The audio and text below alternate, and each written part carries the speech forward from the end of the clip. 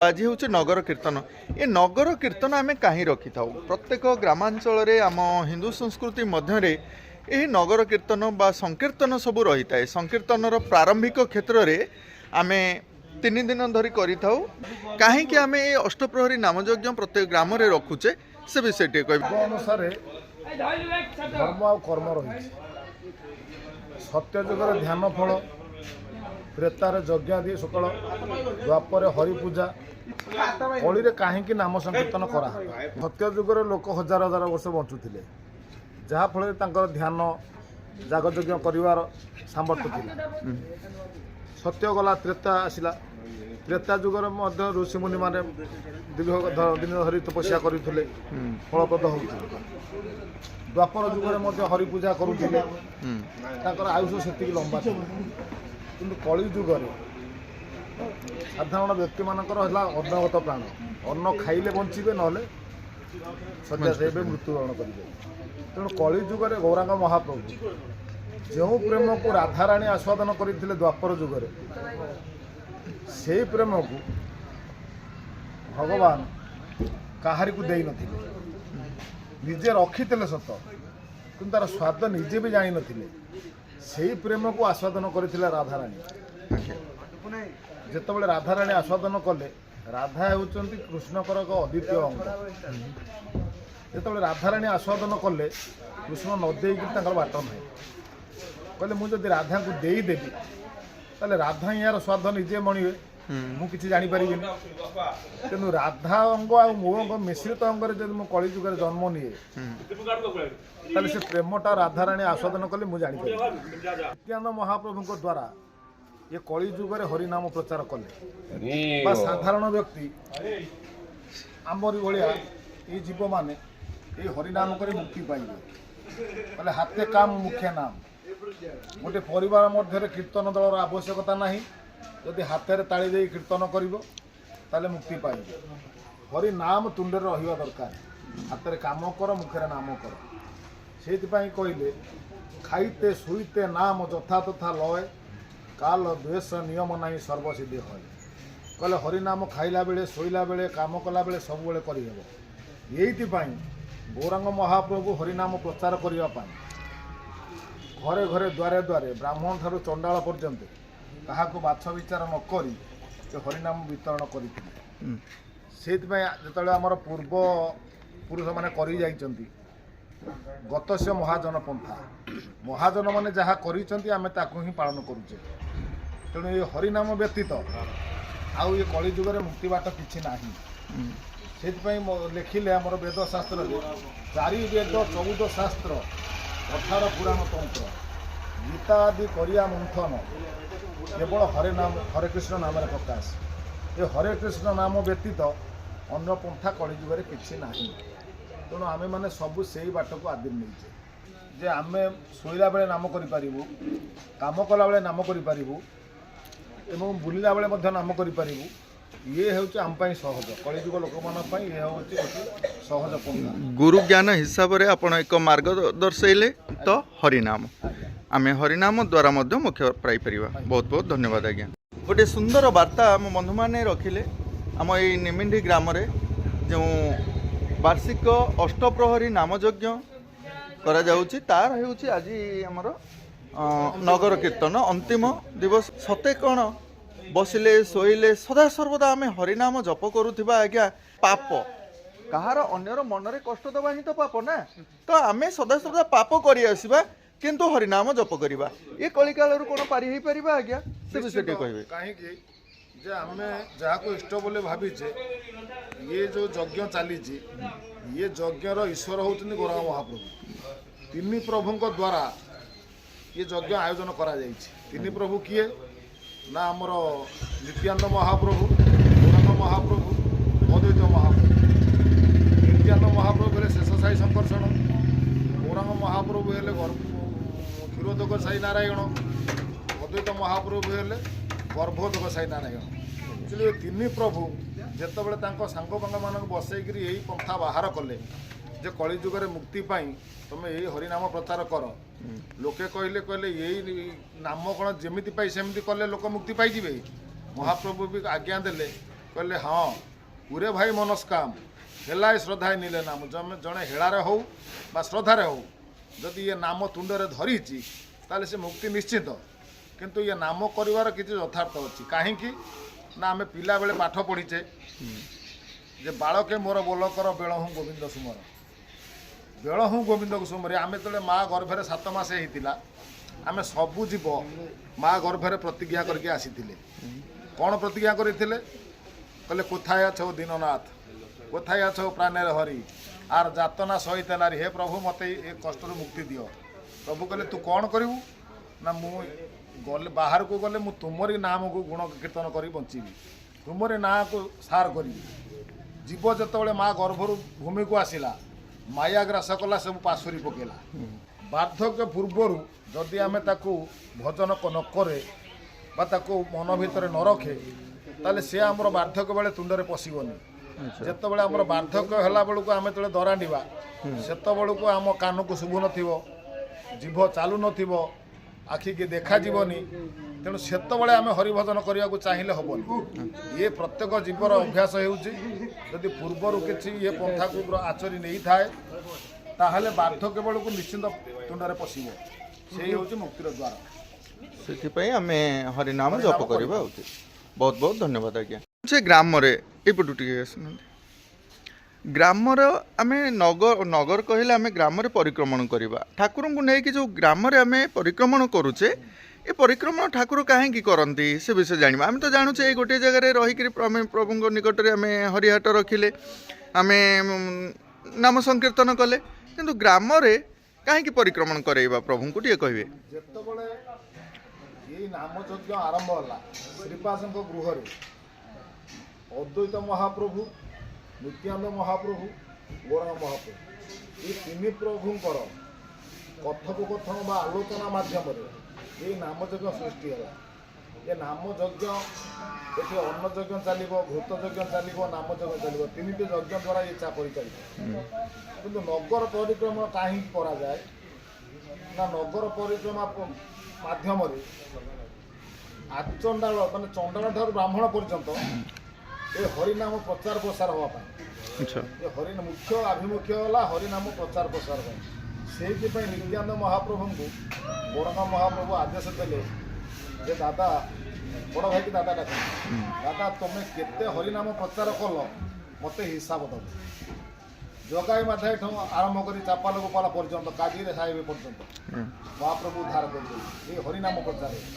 तेणु मुख्य है ये नगर परिक्रमा कर कारण हूँ आम हरिनाम प्रचार कर प्रचार प्रसार हूँ कलिजुगर धर्म जे किसी लोक अच्छा कर्म नियोजित हो हरिनाम को तुंडर धरी पारना तेणु गोटे दिन से नगर परिक्रमा गला बेले से लोकंर हृदय नई जाए मनरे सरलता आसी जाए से महाप्रभु को सेवा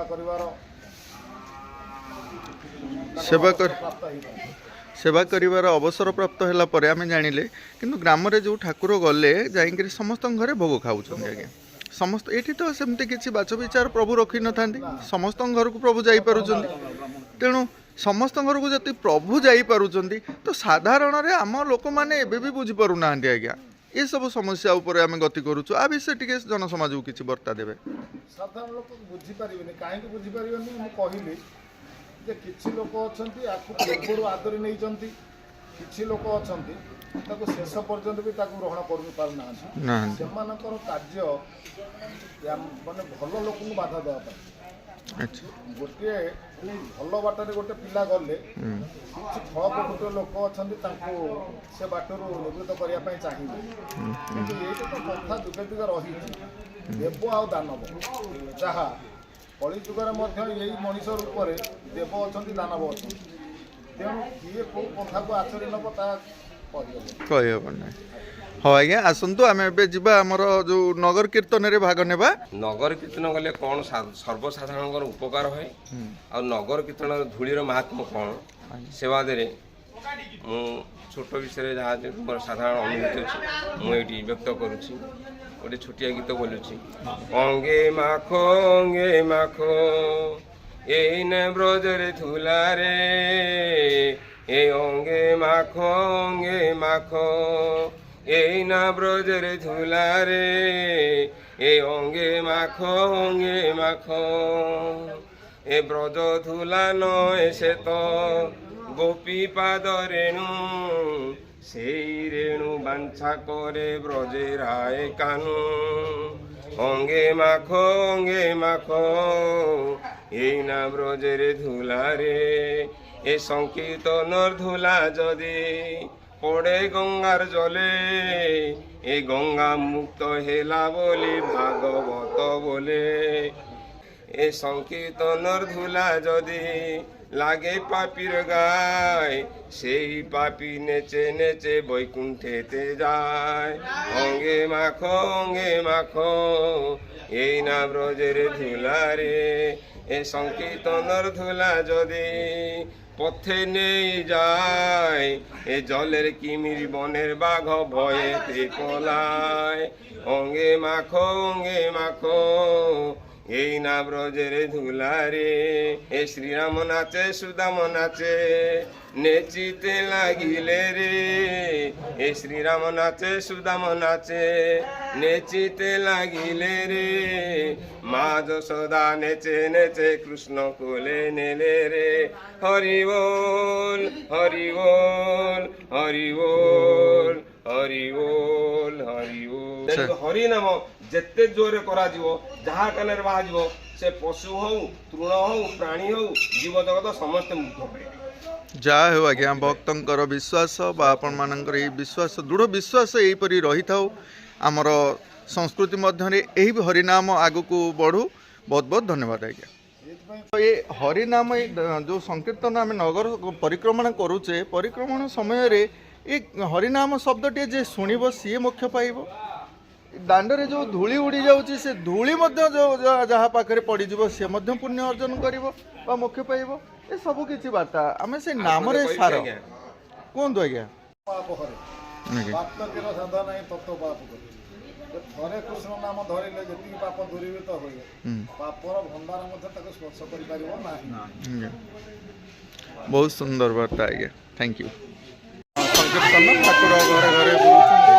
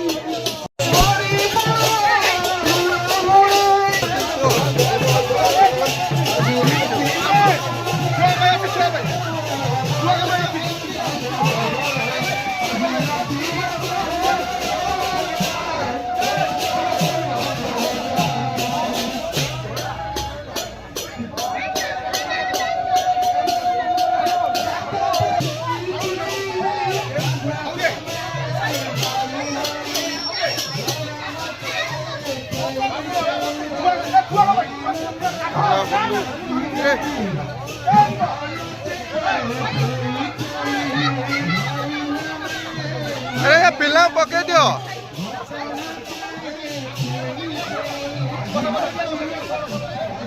बस बस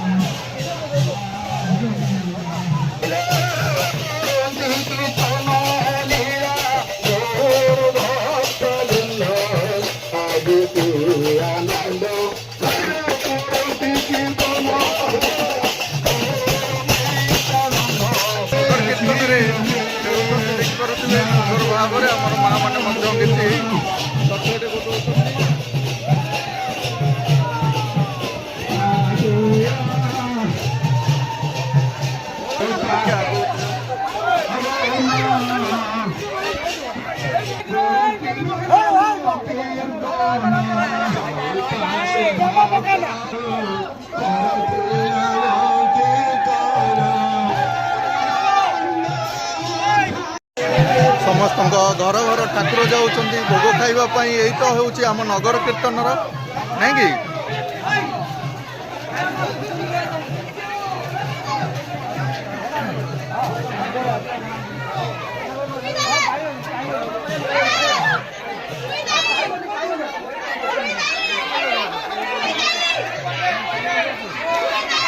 ठाकुर पणा पीबे जे ठाकुर आणिक आमर आसता अच्छा से पणा पीबे।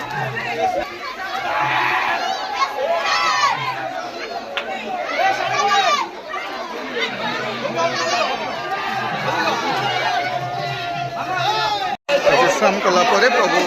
पुनर्बार जाइछन्ति नगर ग्राम परिक्रमण करने सुंदर भाव में आमर ये व्यवस्था रही।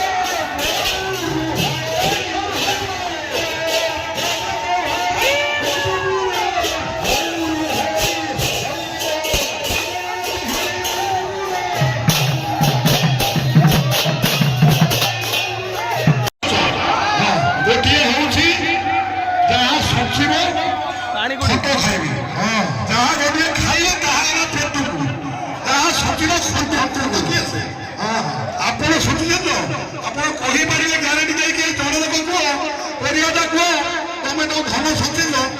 ତାକୁ କେହି ନେବେନି କହିବେ ନା ନା କହିପାରିବେ ନାହିଁ କେହି କହିପାରିବେ କେତେବେଳେ ନାତି ନେଇଯାଇଥିବ କେତେବେଳେ ନିଜ ପତ୍ନୀ ନେଇଯାଇଥିବ କେତେବେଳେ ବୋହୂ ନେଇଥିବ ବାକି ଯାହା କରିଥିବ ବାଟକୁ ସେ ବାଟ କଣ ନାମ ନେଇଯାଉଛି ଏତିକ ପ୍ରଭୁଙ୍କର କୃପା ଏ ଗ୍ରାମର ମୁରବୀ ସଂକୀର୍ତ୍ତନ ମୁରବୀ ଆମର ପରିସେନାପତି କିନ୍ତୁ ଏମିତିଆ ଅବସ୍ଥାରେ ସେ ଠାକୁର ତାଙ୍କୁ ଉଠେଇ ଆଣିଲେ ପୁଣି ଏଇ ଦାୟିତ୍ୱ ତୁଲେଇବା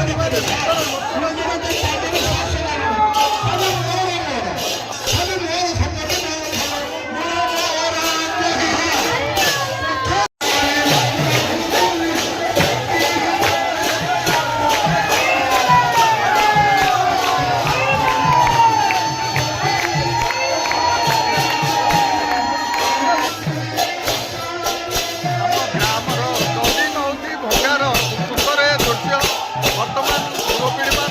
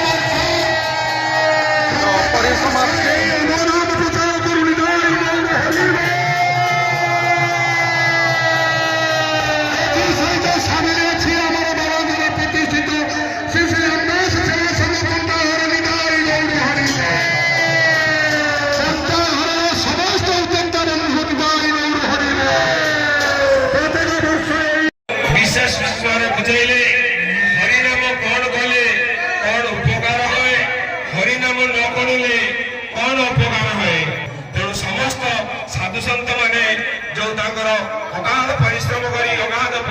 କରିବା ସହିତ ଆମକୁ ଉତ୍ସାହିତ କରିବା ସହିତ ଯୋଉ 3 ଦିନ ଆମ ଗ୍ରାମକୁ ନଦିଆରେ ପରିଣତ କରିଦେଲେ, ସେଥିପାଇଁ ଆମେ ସମସ୍ତେ ସାଧୁ ସନ୍ଥ ବୈଷ୍ଣବ ଗତିରେ ଚିର ଋଣୀ ହୋଇ ରହିବୁ। ଆଶା କରୁ ପ୍ରଭୁଙ୍କ କୃପାରୁ ସେମାନଙ୍କର ଚଳାପଥ କୁଶିତ ହେବା ସହିତ ସେମାନଙ୍କର କୃପାଦୃଷ୍ଟି ଆମ ଉପରେ ଥାଉ। ପ୍ରତିବର୍ଷ ଆମର ଏହି ଲୀଳା ଲାଗି ରହିବ। ସେଇ ସାଧୁ ସନ୍ଥ ମାନଙ୍କୁ ପୁଣି ଥରେ ଅଶେଷ